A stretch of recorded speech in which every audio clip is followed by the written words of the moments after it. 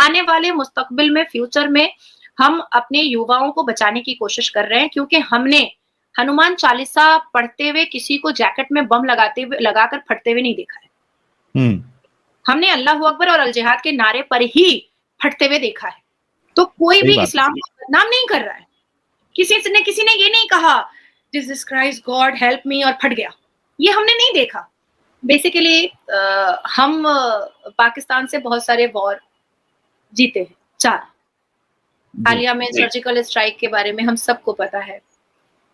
हमने चाइना का सामना किया था 1962 में। अब क्या है कि जब भी भारत पे ऐसा कुछ होगा तो 2 फ्रंट वॉर होगा, जो चाइना और पाकिस्तान मिल करके करेगा। तो बहुत सारे कन्फ्रंटेशंस जब बहुत पढ़े लिखे लोग एक साथ बैठते हैं तो ये बातें उठती हैं कि 2 फ्रंट वॉर के लिए हम कितने रेडी हैं। और जो भारत के बहुत रिस्पॉन्सिबल लोग होते हैं, जो कानून के तहत काम करते हैं, जो आर्मी चीफ होते हैं, इन लोगों के सराउंडिंग में ये सारी बातें उठती हैं। तो हमारे चीफ एयर मार्शल विवेक राम चौधरी जी हैं, उन्होंने बिल्कुल बताया कि इंडिया बिल्कुल रेडी है, भारत एकदम रेडी है 2 फ्रंट वॉर के लिए। चाहे चाइना और पाकिस्तान एक साथ भी आए तो भी भारत तैयार है सामना करने के लिए और मुंह तोड़ जवाब देने के लिए। भारत में हर चीज की फैसिलिटीज अब है। हमारे पास रफाइल है, हमारे पास डिफेंस जो है वो 4थे पोजीशन पर है, और ये मोदी जी की सरकार में ही हो पाया है कि हमारा डिफेंस 4थे पोजीशन पर पहुंच पाया है। इकोनॉमिकली हम बहुत स्ट्रांग है, हमारे बायलैटरल और ट्रेड रिलेशंस बहुत स्ट्रांग है, हमारा जीडीपी जो है वो 7.2% पे है। फिनेंशियली हमारा देश बिल्कुल सोने की चिड़िया बन चुका है। अब ऐसे में मेरा सवाल ये पैदा होता है कि 2 फ्रंट वॉर के लिए भारत तैयार है, पर भारत के अंदर 0.5 जो फ्रंट है उससे भारत कैसे लड़ेगा? तो क्या है ये 0.5, क्या बताना चाह रही है आप?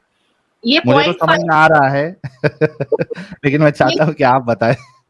ये 0.5 फ्रंट वो है जो नूह और मेवात में शोभा यात्रा पर पत्थर फेंकते हैं बिना नोटिस के, पर योगी जी जब बुलडोजर चलाते हैं तो नोटिस मांगते हैं। ये वो 0.5 फ्रंट है जो हमास के बलात्कारियों का खुलकर समर्थन करते हैं, और जब हम संविधान की बात करते हैं तो हमारे मुंह को बंद करने के लिए गुस्ताखे रसूल का थ्रेट दिया जाता है। ये 0.5 वो है जो मदरसों के अंदर बहुत अश्लीलता की हरकतें करते हैं और एलानिया कहते हैं कि हम स्कूल यूनिवर्सिटी को महत्व नहीं देते हैं, हम एकेडमिक क्वालिफिकेशन को इंपॉर्टेंस नहीं देते हैं, हमको मदरसा चलवाना है। क्योंकि मदरसे से 6 फैसिलिटीज ऐसे लोगों को मिल रही है। पहली फैसिलिटी मिल रही है कि फितरा और ज़कात के नाम पर बहुत सारे चंदा आता है, और भारत के अंदर से भी बहुत सारा चंदा आता है, जिसकी पूरा भरपेट लाभ जो है वो मौलवी मुल्ला उठाते हैं, और उनको कमाने की कोई जरूरत नहीं पड़ती है, नौकरी की लाइन लगाने की जरूरत नहीं पड़ती है, पसीना बहाने की जरूरत नहीं पड़ती है, इनको परिश्रम करने की जरूरत नहीं पड़ती है, और बैठे बिठाए भीख पर पैसा आ जाता है और इनका खानदान आराम से लग्जरियस लाइफ से चलता है। दूसरी फैसिलिटी ये होती है कि इनको घर खरीदने की जरूरत नहीं पड़ती है, घर बनाने की जरूरत नहीं पड़ती है, हमारी तरह घर को सजाने की जरूरत नहीं पड़ती है, घर पर मेहनत करने की जरूरत नहीं पड़ती है, क्योंकि वक्फ बोर्ड से जो मदरसे के नाम पर ये प्रॉपर्टी लेते हैं, उसी प्रॉपर्टी में नीचे में चटाई पर छोटे छोटे यतीम बच्चे सो रहे होते हैं, और ऊपर में लग्जेरियस घर बना करके बीवी बाल बच्चों के साथ ये पूरी मटर गश्ती में रहते हैं। तीसरी फैसिलिटीज इनको ये मिलती है कि इसी मदरसे के माध्यम से 72 वर्जिन हूरों का ठरक देकर के, लालच देकर के बच्चों की जिंदगी और मुस्तकबिल और फ्यूचर को खराब करने का पूरा ठेका और बीड़ा इन्होंने उठाकर रखा हुआ है। चौथी फैसिलिटीज इनको ये मिलती है कि छोटे छोटे बच्चों के साथ अनल सेक्स और छोटे छोटे बच्चियों को मोलेस्ट करना, ये इनकी फितरत बन चुकी है। और कई मदरसों के कई केसेस के जो है वो पाकिस्तान के मदरसों से भी और भारत के मदरसों से भी कानूनी प्रक्रिया में अभी भी अंडर ट्रायल चल रहे हैं। तो ऐसी 4 फैसिलिटीज है जो मदरसे की वजह से इन लोगों को मिल रही है, और इनको मैंने जोड़ा है 0.5 फ्रंट में। अब आती है मैं एक और एग्जाम्पल देना चाहूंगी। जो लोग हमेशा ये कहते हैं कि 14% मुसलमान बहुत डरे हुए हैं और इनको बहुत डिप्राइव किया गया है, क्या वाकई में ये 14% मुसलमान डिप्राइव हैं? और अगर डिप्राइव हैं तो पाकिस्तान में मस्जिदें बम और धमाके से उड़ाई जाती हैं, हमारे भारत में तो उड़ती नहीं है। अगर ये वाकई में डिप्राइव होते तो क्या हर जुमा की नमाज में सारे रोड पुलिस खुद खड़े होकर के उनकी सेफ्टी और सिक्योरिटी के साथ उनको नमाज पढ़ाती है और रोड बैरिकेड से पूरा प्रोटेक्शन दिया जाता? क्या जुमे की नमाज के साथ साथ ईद की नमाज कुर्बानी इतने धड़ल्ले से होती है? अगर ये वाकई में डिप्राइव होते, अगर वाकई में ये 0.5 जो फ्रंट के लोग हैं, जो 14% डरी हुई कौम है, अगर ये वाकई में डरे हुए होते तो ये क्या सनातनी घर की लड़कियों को धर्म परिवर्तन फोर्सिबली करवा करके ये लव जिहाद करते, ये बलात्कार करते, ये डरे हुए होते तो क्या ये राम भक्तों के ऊपर आक्रमण कर पाते? तो इनका असली चेहरा सामने आना बहुत ज़रूरी है। और क्या हमारे भारत की सरकार ये टू फ्रंट वॉर से तो लड़ने को तैयार है, अपने असलाह और बारूद से, अपने आर्मी से, अपने फोर्स से, अपने एयर मार्शल से, अपनी नेवी से, अपने हर एक तरीके से। लेकिन क्या ये भारत के अंदर पॉइंट 5 फ्रंट जो है बचा हुआ, इससे लड़ने को क्या भारत की सरकार तैयार है? तो मेरा ये जानना मेरे लिए इस I am very much inquisitive to know about this because this point 5 front is very dangerous. और इसको हम कहीं न कहीं किसी न किसी रूप में हर एक तरीके से हम देखते हैं। और ये point 5 front is very active. और हम जैसे भारत से प्रेम करने वाले लोगों को इस बात का भी अंदेशा है कि कल को क्या पता कि अजमल कसब फिर से आए, कोई और अजमल कसब के नाम से जैसा आए और ये पॉइंट 5 फ्रंट उसका समर्थन भी ना कर दे, जैसे ये हमासियों के बलात्कारी और आतंकवादियों का कर रहे हैं अब फ्रंट में आकर के। तो हमारे भारत के प्रोटेक्शन के लिए टू फ्रंट वॉर हमारी सेना तो संभालने को तैयार है, पर क्या हम जैसे भारत के नागरिक इस पॉइंट 5 फ्रंट को सही से मुंह तोड़ जवाब देने के लिए तैयार हैं? क्या भारत के 82.7% इस पॉइंट 5 फ्रंट को सही से भारत के अंदर समझाने को तैयार है कि तुम कट्टर हो तो हम पत्थर हैं? नाजिया जी, क्या आपको नहीं लगता कि ये जो भीड़ जमा होती है इसका जो मेजर रीजन है, जो बहुत बड़ी वजह है, वो खुद मौलवी हजरात है जो मदरसों से या मस्जिदों से ऐलान करवाते हैं जुमा की नमाज के बाद, जुमा के खुतबों में। क्या आपको नहीं लगता कि हमारी जो अथॉरिटीज है या गवर्नमेंट है, अगर ये जो पॉइंट 5 आप जो फ्रंट बता रही है, इसको अगर डिसमेंटल करना है तो इनको एक बड़ी जबरदस्त तरीके से इन मौलवियों पर अपनी पकड़ रखना चाहिए, ताकि ये जो आम मुसलमान है, और जाहिर सी बात है कि ये जितने लोग जमा होते हैं, ये जैसे भेड़ को हाका नहीं जाता है, वो तो जानवरों को, बकरियों का जो रेड़ा होता है, क्या कहते हैं, रेड़ा कहते हैं, जो भी है, तो वो जैसे वो हाकने वाला उनको लेके जाता है वैसे वो चलते। तो यहाँ भी मिसाल वैसी ही है। इनको तो खुद इन्होंने कभी पढ़ा नहीं है किताब, कुरान पूरा मायने के साथ नहीं पढ़ा, अहादीस नहीं पढ़ी, इनको कुछ पता होता नहीं है। तो ये टोटली डिपेंडेंट होते हैं अपने उलमा पर, जो भी इनका फेवरेट आलिम है या फिरका है। और सारे फिरके जो है वो यही काम करते हैं कि मुसलमानों को गुमराह करते हैं या उनको गलत कामों में लगाते हैं। तो क्या आपको नहीं लगता कि ये पॉइंट 5 को डिसमेंटल करने के लिए अथॉरिटीज को, गवर्नमेंट को सारे मुल्ले मौलवियों को अपने काबू में रखना चाहिए? जैसे कि एक एग्जांपल आपको दे दूं, अगर मैं गलत नहीं हूं तो सऊदी में मस्जिदों में जो बयानात होते हैं, दे ऑल आर रिकॉर्डेड, वो रिकॉर्ड होते हैं। बल्कि मैंने तो यहां तक सुना है कि उनको वो दिया जाता है कि भाई आप इतना ही बोल सकते हो। ट्रू। तो हाँ, तो भाई वो पूरी पकड़ है उनके पास, सऊदी जैसे देश में। तो हम क्यों इनको खुला छोड़ के रखें, जो कि वो हमारे देश के लिए नुकसान पहुंचा रहे? क्या क्या सोचती है आप इस बारे में? साहिल, मैं पहले आपको ये बता दूं कि हमारे मोदी जी की सरकार आए हुए 3 साल आई एम सो सॉरी 9 साल हुए हैं। और 9 साल में बहुत सारी चीजें रिफॉर्म हुई हैं, बहुत अनगिनत चीजें। अब मैं क्या ही पूरी योजनाओं को लेकर बैठूं, मुझे तो मुंह ज़बानी याद है, शायद और आधे घंटे लग जाएंगे। बहुत रिफॉर्म हुए हैं। और पहली बार मुस्लिम पसमानदा लोगों के लिए पहली बार किसी प्रधानमंत्री ने इतना ज्यादा वोकल होकर के बोला है कि मुसलमानों को पढ़ना चाहिए। यहाँ तक कि भारत के प्रधानमंत्री ने यहाँ तक बोल दिया कि आपके कुरान में 800 बार इल्म के बारे में बात कही गई है, तो पढ़ो पढ़ो। अब बात आती है कि आपने जो बात कही है over the period of 3 decades, मैंने तो नहीं सुना है कि किसी एक खुतबे में या किसी एक मजलिस में ये बताया जा रहा है, कोई उलमा ये बता रहा है कि औरत को शिक्षा दो, औरत का बराबरी का हक है, औरत को इज्जत दो, औरत को सेक्स टॉय मत समझो। I didn't heard in over the period of 3 decades. मैं अभी 32 साल की हूँ और 32 साल की उम्र में मैंने तो एक बार भी नहीं सुना है कि महिलाओं के पक्ष में ये बात बताई गई है। अब आती है ये रियलिटी है।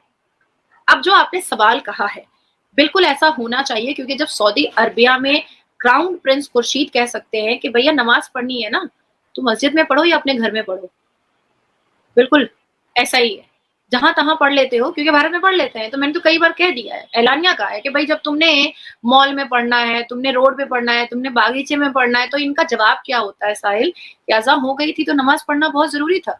तो मैं इनसे पूछती हूँ कि अगर पॉट पे होते तो पॉट पे पढ़ लेते क्या? तो सवाल तो मेरा सही है, इसमें बुरा मानने की तो कोई जरूरत नहीं है। सवाल भाई फ्रीडम ऑफ स्पीच सिर्फ ये 0.5 फ्रंट के पास तो नहीं हो सकता है ना, हमारे पास भी तो हो सकता है। हम भी तो फ्रीडम ऑफ स्पीच का लाभ उठा ही सकते हैं ना। जब ये उठा रहे हैं तो हम भी उठा सकते हैं। ये भारत में रह करके, भारत का खा करके, भारत में सुरक्षित रह करके भारत के प्रधानमंत्री को रोज गालियां देते हैं और सीना ठोक कर रहते हैं, योजनाओं का लाभ उठाते हैं और भारत के प्रधानमंत्री को बड़े मजे से मनाएंगे, डिफेम करते हैं और कहते हैं फ्रीडम ऑफ स्पीच है। तो मैंने अगर पूछ लिया कि भाई अज़ान अगर पॉट पे हो गई और तुम बाथरूम में पॉट पे बैठे हो तो क्या पॉट पे पढ़ोगे? खजा नमाज बोल करके भी कोई चीज है, हम लोग भी पढ़ते हैं, तुम भी पढ़ लो। तो जब तो फिर मस्जिद तो तोड़वा देते हैं, एकेडमिक क्वालिफिकेशन की जगह बना देते हैं। तो इनके पास जवाब नहीं होता है।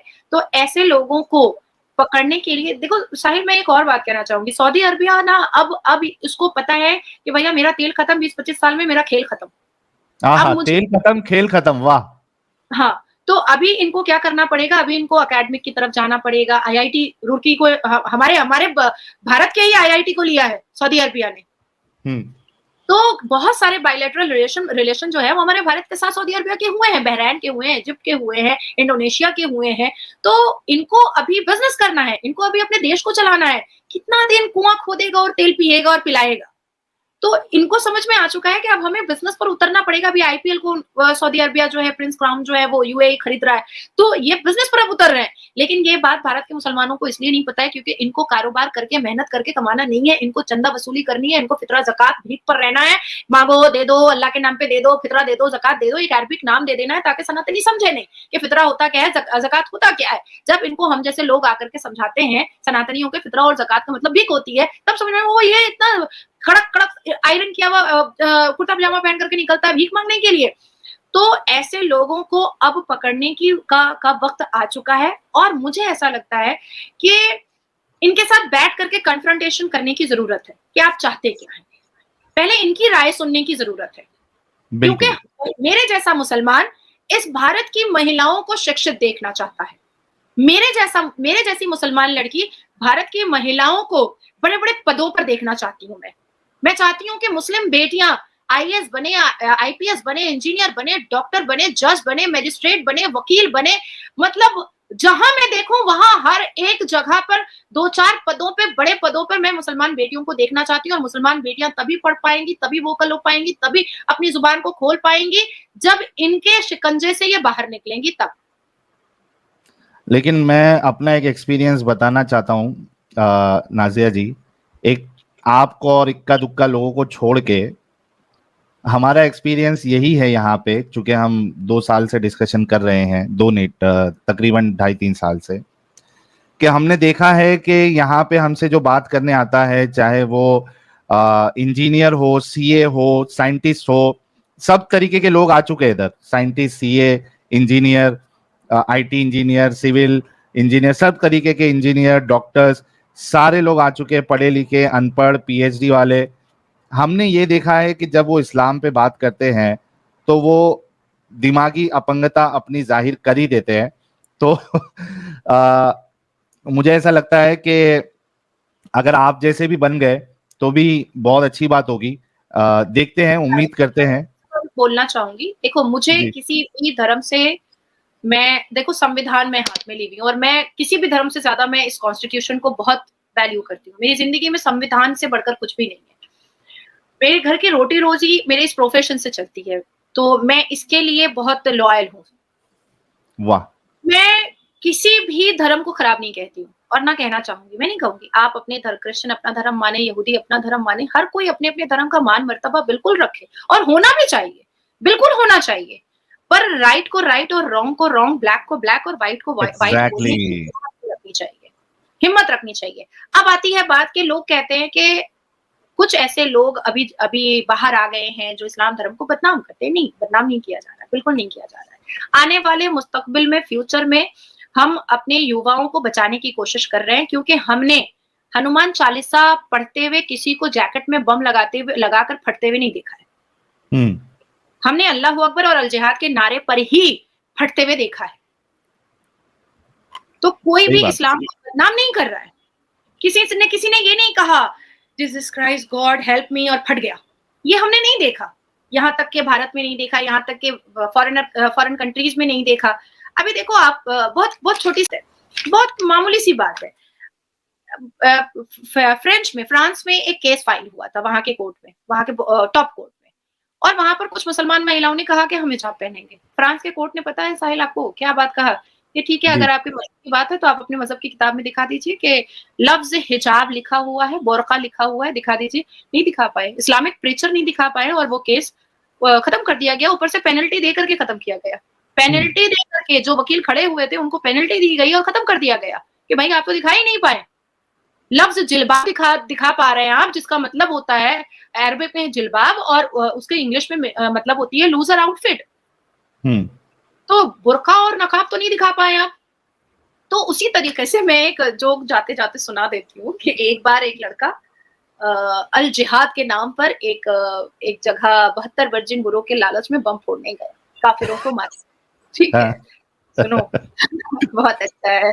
हालांकि मैं अभी उस कंट्री का नाम नहीं बताऊंगी, ये फैक्ट है, ये गूगल पे सर्च किया जा सकता है, ये हो चुका है, पर मैं उस कंट्री का नाम अभी नहीं बताऊंगी। नेक्स्ट सेशन पे जब हम लोग बैठेंगे तो मैं इसको पूरा 10-15 मिनट पूरा डिटेल्स बताऊंगी।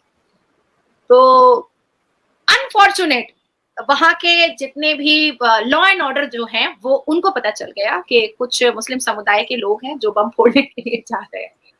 तो वो बम फुस हो गया, फुट नहीं पाया, पर जिस हिसाब से उस लड़के को पकड़ा गया था, वो लड़का उस वक्त फेंट हो गया, बेहोश हो गया। ठीक है, उसकी आंख या हॉस्पिटल में, और 4-5 फॉरेनर नर्स जो होती है, नर्स खड़ी होती जो है। समझ में आ रहा है। तो आधे घंटे उसको लग गया ये समझाने में कि ये 72 वर्जिन हूर में से 4 हूर नहीं है, ये नर्स है और तुम हॉस्पिटल में। ठीक है, ये आधे घंटे उसको ये समझाने में लगा है कि ये 72 मरे नहीं, तुम जिंदा हो, और ये 72 वर्जिन हूरों में से 4 हूरें नहीं है, ये नर्सेज है इस हॉस्पिटल की, और तुम जिंदा हो, तुम सांस ले रहे हो, तुमको हम पिंच कर सकते हैं, तुम हमें सुन रहे हो।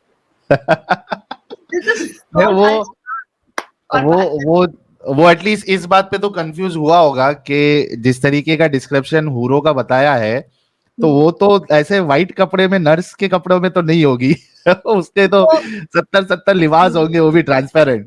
देखो, धरती से सुनते बड़ा होता है 72 वर्जिन हूर, 72 वर्जिन हूर, 72 वर्जिन हूर। उस वक्त जब सामने हूरें आती होंगी तो वो मुफ्ती तारिक जमील है और मौलाना मुफ्ती तारिक मसूद है, उसकी बातों को खो देता होगा कि भाई अभी जो मिल गया है उसको लपक लो, पहले उसको लपको, बाद में 135 को देखेंगे। ये बड़ी बात है। इतना मिल गया वो भी काफी है। Thank you so much Nazia ji, इतना वक्त देने के लिए। बहुत मजा आया, बहुत अच्छा लगा आपसे डिस्कशन करने के लिए। आई एम श्योर कि आगे भी आपके साथ स्ट्रीम करने का मौका मिलेगा।